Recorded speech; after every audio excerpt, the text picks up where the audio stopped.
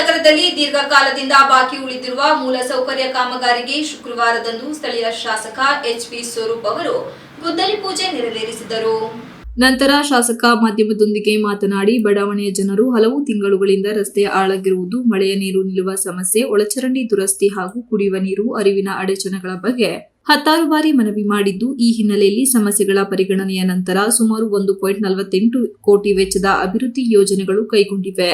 ಗಾಯತ್ರಿ ಭವನದ ರಸ್ತೆ, ಪುಟ್ಟೇಗೌಡರ ಮನೆಯ ರಸ್ತೆ ಸೇರಿದಂತೆ ಬಡಾವಣೆಯ ಪ್ರಮುಖ ಮಾರ್ಗಗಳ ದುರಸ್ತಿ, ಪೈಪ್ಲೈನ್ ನವೀಕರಣ, ನೀರು ಚರಂಡಿ ವ್ಯವಸ್ಥೆಗಳ ಸುಧಾರಣೆ, ಮಳೆ ನೀರು ಅರಿವಿನ ವ್ಯವಸ್ಥೆ ಹಾಗೂ ಕಾಲುವೆ ವಿಸ್ತರಣೆ ಸೇರಿದಂತೆ ಹಲವು ಕೆಲಸಗಳನ್ನು ಈಗ ಪ್ರಾರಂಭಿಸಲಾಗಿದೆ ಎಂದರು.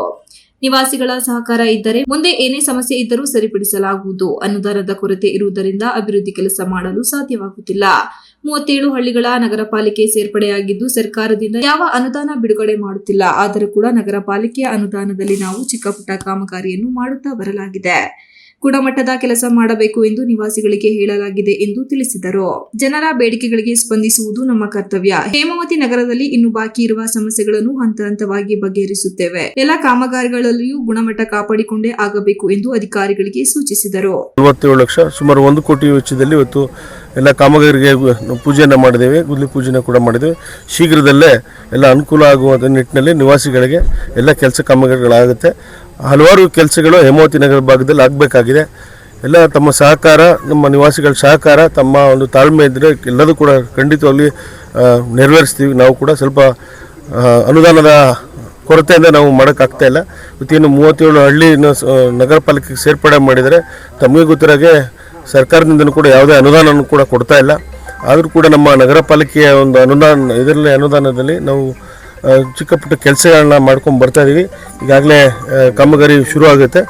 ಅವರು ಕೂಡ ನಮ್ಮ ನಿವಾಸಿಗಳು, ನಾನು ಕೂಡ ಹೇಳ್ತೀನಿ, ಗುಣಮಟ್ಟದ ಕೆಲಸಗಳನ್ನ ತಾವು ಕೂಡ ತಗೊಳ್ಳಿ. ನಾನು ಕೂಡ ಪಾಲಿಕೆಯ ಎಲ್ಲ ನಮ್ಮ ಇಂಜಿನಿಯರ್ಗಳು ಹೇಳಿದ್ದೀನಿ, ಎಲ್ಲ ಗುಣಮಟ್ಟದ ಕೆಲಸ ಮಾಡಬೇಕು ಅಂತ. ಭಗವಂತ ತಮಗೆಲ್ಲರಿಗೂ ನಿವಾಸಿಗಳು ಒಳ್ಳೇದು ಮಾಡಲಿ, ಎಲ್ಲ ಕೆಲಸ ಕಾರ್ಯಗಳನ್ನು ಮಾಡಿಕೊಡ್ತೀವಿ ಅಂತ ಈ ಸಂದರ್ಭದಲ್ಲಿ ಹೇಳಕ್ಕೆ ಬಯಸ್ತೀನಿ. Thank you. ಕಾರ್ಯಕ್ರಮದಲ್ಲಿ ಹೆಚ್ಚಿನ ಸಂಖ್ಯೆಯಲ್ಲಿ ಭಾಗವಹಿಸಿದ್ದ ಬಡಾವಣೆಯ ನಿವಾಸಿಗಳು, ಜೆಡಿಎಸ್ ಮುಖಂಡರು ಹಾಗೂ ಸ್ಥಳೀಯ ಕಾರ್ಯಕರ್ತರು ದಿನನಿತ್ಯದ ಜೀವನಕ್ಕೆ ತೊಂದರೆ ಉಂಟು ಮಾಡುತ್ತಿದ್ದ ಸಮಸ್ಯೆಗಳು ಈಗ ಪರಿಹಾರ ಕಾಣುತ್ತಿರುವುದರಿಂದ ಸಂತೋಷ ವ್ಯಕ್ತಪಡಿಸಿದರು. ಹೇಮಾವತಿ ನಗರದ ಸಮಸ್ಯೆಗಳ ಬಗ್ಗೆ ನಿವಾಸಿಗಳು ಶಾಸಕರಲ್ಲಿ ಮನವರಿಕೆ ಮಾಡಿಕೊಟ್ಟರು. ಕಾರ್ಯಕ್ರಮದಲ್ಲಿ ಜೆಡಿಎಸ್ ಮುಖಂಡ ಬಿದರಕೆರೆ ಜಯರಾಮ್, ನಿವಾಸಿಗಳಾದ ಚೆನ್ನೇನಹಳ್ಳಿ ಸ್ವಾಮಿ, ರಮೇಶ್ ಇತರರು ಉಪಸ್ಥಿತರಿದ್ದರು. Srinivas, TV 46 news Kannada, Hassan. You are watching TV 46 News Kannada.